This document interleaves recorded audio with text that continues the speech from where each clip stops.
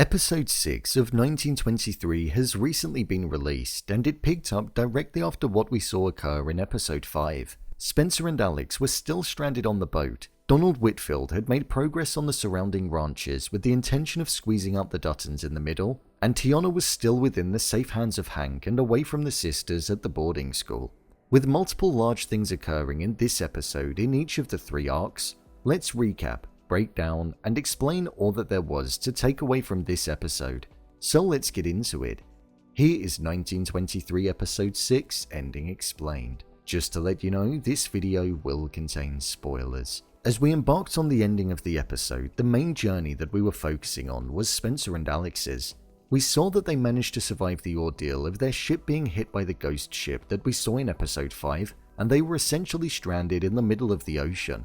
With Spencer putting out a distress signal when the boat was on its way out at the end of Episode 5, it meant that there was help on the way. They just had to hope that they didn't drift too far from the original location. They didn't encounter any dangerous fish, which we did see them come across, but thankfully they were on the boat, and also hope that the rescuers see them. There was an interesting moment that occurred in a conversation when they were holding put on the boat in the ocean. Spencer mentioned how the ocean had adapted to the boat being in the middle of it. Fish were seeking shade from the sun, and larger fish were using it as an opportunity to feed off of the small fish that were there. He stated how that in a small number of hours, the fish had been able to utilize it to their advantage, and how people think that they're so smart, when in reality they're not. I feel this connects to the changing world and the fast-moving pace of it, and how people feel that they can adapt to all of the changes. But in reality, they're not smart enough to know what or why they're doing it. We saw that Spencer and Alex were eventually found, and they ended up being on a boat that was heading for France, meaning they were no closer to getting to the Dutton ranch. However, with there being a waiting list to get on a ship from Marseille, especially from people that aren't from the area, we saw them get married on the ship to boost their chances. Spencer mentioned how all of the events such as the elephant trampling, the lions attacking, and also the ship being wrecked was a sign that he shouldn't be with Alex. However, he chose to go against fate, with Alex saying how she would go wherever he would go, even if it would be the death of her. I do wonder if something bad is going to happen to her as the season develops. Let's take a look at all of the other characters in this episode. Jacob Dutton.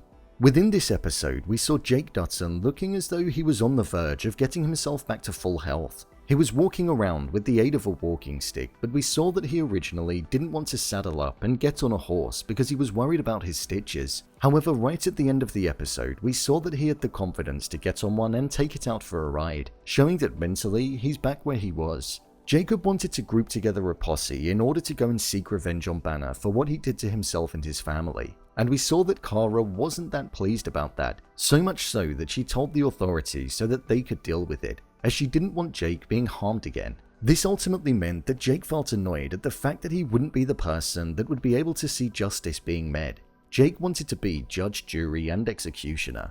It was only toward the end of the episode where we saw the motive of Jake and that he wasn't doing it just because they attacked his family. But with Banner working with Donald Whitfield and trying to squeeze the Duttons out of the ranch by owning all of the surrounding ones, we saw Jake's real reason was to prevent them from turning the ranch into a city.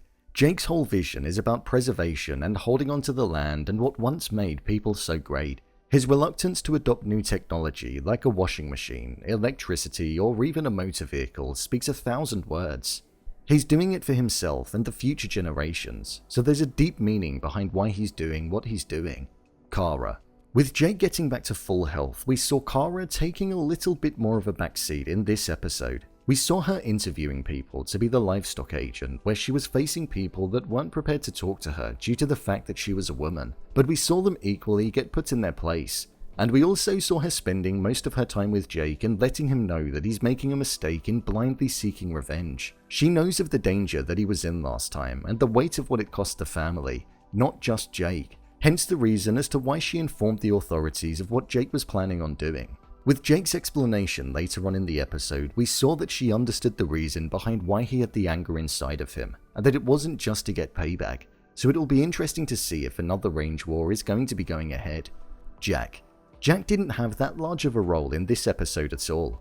He was mainly looking out for his Aunt Cara at the start, and then we had a brief moment at the end of the episode where he was talking to Elizabeth about his unborn child. With the focus that was on the scar on her stomach and it alluding to it all being in the past, I do wonder if that's truly the case. I wonder if when Whitfield and Banner come knocking again, which they inevitably will, if there may be some innocent bystanders like Elizabeth or maybe even the unborn baby ultimately being harmed. Because even though it's in the past, something terrible is definitely on the horizon. Teonna. The opening of the episode started with Teonna Rainwater, and we saw that she was still in the capable hands of Hank, who was keeping her safe. With the authorities out looking for Teonna due to her murdering the sisters, I feel they will eventually catch up with her. Hank is the first person that has spoken to Teonna like an equal and like a human being for the first time in a long while, and you could definitely tell that she appreciated that. With Teonna on the run, we saw that Hank gave her his son's clothing so that she'd be able to be in disguise and not get noticed by the authorities. There was an extremely powerful moment in the episode where we saw that the Bible had bloodstained pages all along the outside, and Teonna buried the book.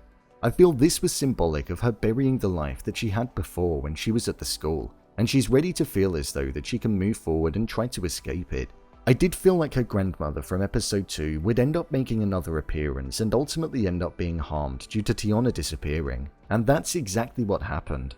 The sheriff went round to her home, and in the search for Teonna, he pushed her, and she hit her head, causing her to die at that moment.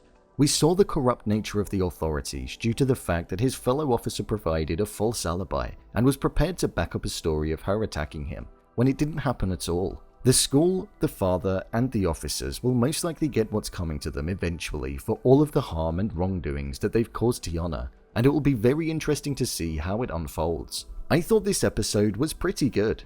It was definitely slower in pace compared to episode 5, but I feel it needed one like that in order to ground it a little more and establish the direction of all of the arcs. They were all focused on progressing forward and gaining tracks on what they needed to do. Whether that was Jake and his advancement on Whitfield, Spencer getting closer to home, and Teonna getting further away from the school. With only a few episodes left, it's not looking like Spencer is going to make it home until what I would imagine would be the season finale, so I think season 2 will definitely be on the cards in order to flesh out the story more. It's far more engaging than season 5 of Yellowstone, so I'm intrigued to see how it's going to end. So, there you have it. 1923 episode 6 Ending Explained. If you want to see more videos such as Endings Explained, theories and predictions, and character breakdowns, then click on the I button, or alternatively you can head over to my channel where you'll find them all. If you'd like to give me a show or movie that you'd like me to review, then head over to my Twitter, @brainpilot_, and tweet me what show or movie you'd like me to review next. And finally, if you'd like to see what I rate the latest movies that don't quite make the cut to getting a dedicated video, then head over to my Letterboxd profile. It's where I rate the latest releases in real time. What did you think of this episode? Leave a comment down below, and don't forget to subscribe. I'll see you next time.